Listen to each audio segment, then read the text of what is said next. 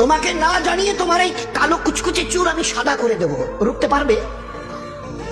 তোমার এই চোখের লাল চাহনি আমি ঝাপসা করে দেবো, ঠেকাতে পারবে? তোমার এই লোহার মতো মজবুত দাঁত 32টা 16 একটা একটা করে ট্রান্সফার করিয়ে দেবো, তোমার কাছে কোনো পারমিশন নেব না, ধরে রাখতে পারবে? এইভাবে আস্তিন গোটানো মাসল ফোলানো ধরে রাখতে পারবে তো?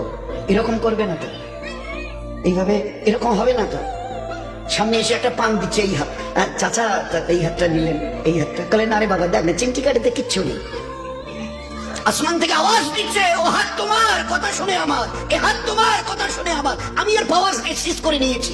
এই দুটো পা যদি হনন হনন করে হেঁটে চলো, খালি একটা পায়ের যদি সামান্য একটু প্যারালাইসিস করে দিই না, তো জীবন ভর করে হাঁটতে হবে।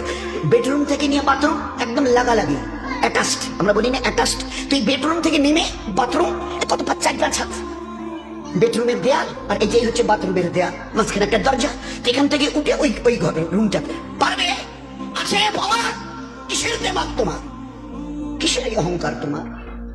শুনুনি কোনোদিন নবীজির কাছ থেকে অহংকার তাকাব্বুর এটা আমার চাদর, বড়াই এটা আমার চাদর, আল্লাহ বলছেন। আর আমার চাদর ধরে যে টান দেয় তার ঠিকানা কোথায়? বলেন না, সবাই কম বেশি জানে।